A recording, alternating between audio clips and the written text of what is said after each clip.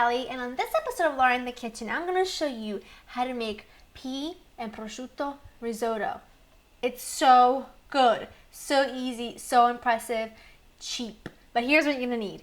You're going to need some frozen baby peas, some prosciutto, some arborio rice, very important to get arborio rice, finely minced onion, white wine, finely minced garlic, butter, really good Parmigiano Reggiano, and you're also going to need some chicken stock, olive oil, salt and pepper, and just a few leaves of basil.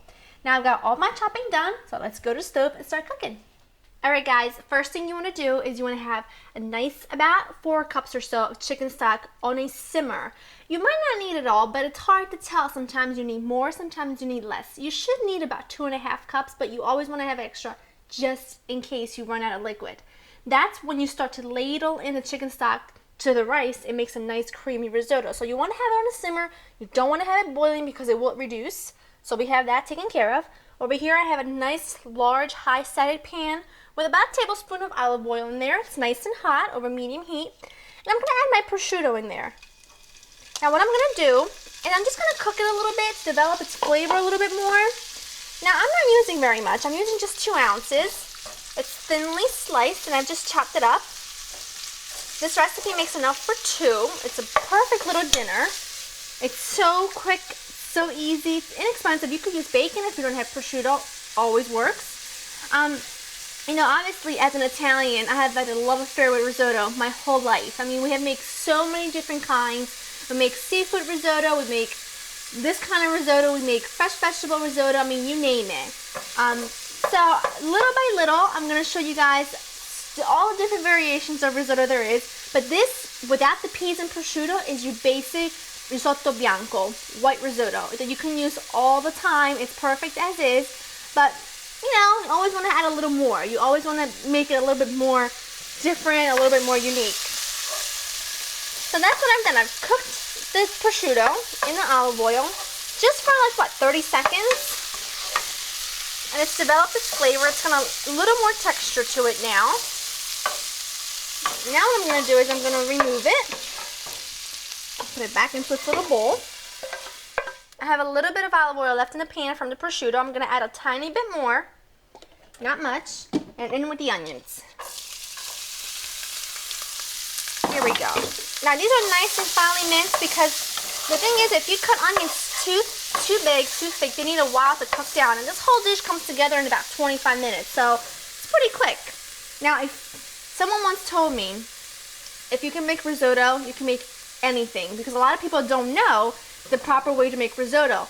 It shouldn't be too thick and dense like rice pudding. It should be with an onda, with a wave to it, just like the Italians do it. So stick by me.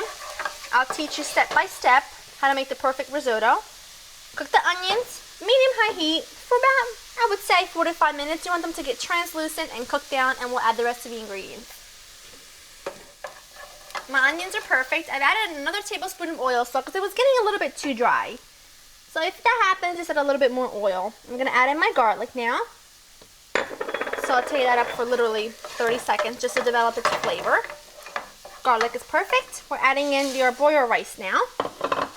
You want to make sure you toss it in that oil, that flavored oil with the onions and the garlic and everything.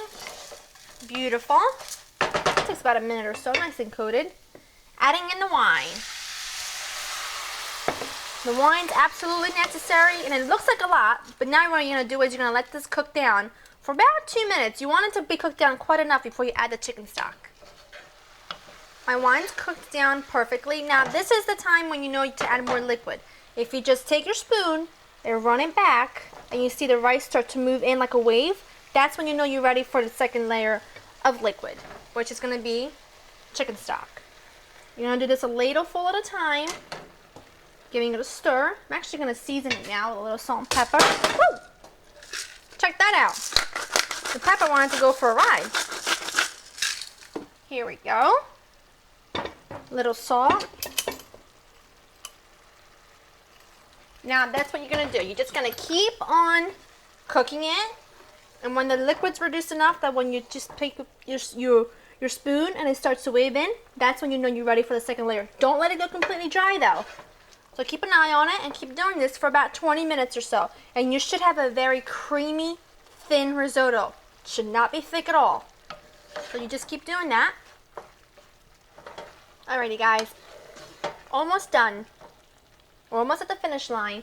Now what we're going to do is we're going to add in our baby peas. These are frozen peas, but you want to make sure they're completely thawed out before you add them to this, because if they're anywhere near frozen, what's going to happen is they're going to defrost in here and make it very watery. Don't want that. Okie doke. Another ladleful of chicken stock. Just for the last 5 minutes or so. Let this cook for 5 minutes and then we'll finish it off. It's been about 5 minutes since the peas have been in. You can see it's still very loose, and that's what you want because it will set a little bit more. Immediately turn it off. Adding in a tablespoon of butter. Very important to do this while it's off.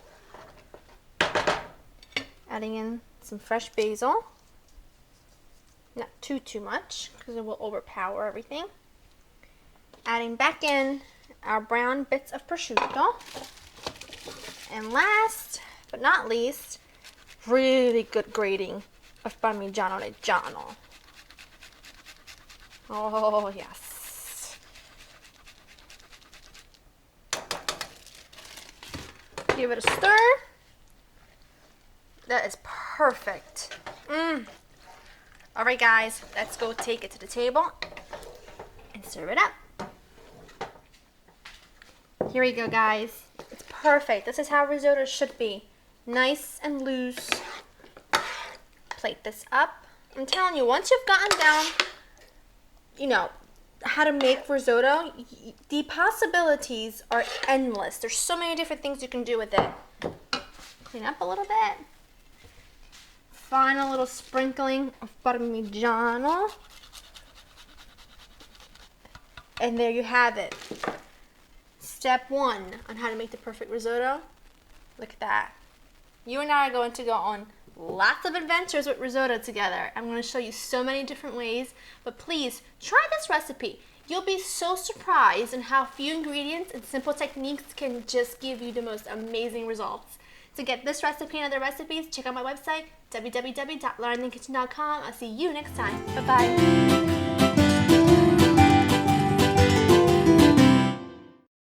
Hey guys, I want to tell you about this nifty little gadget I found.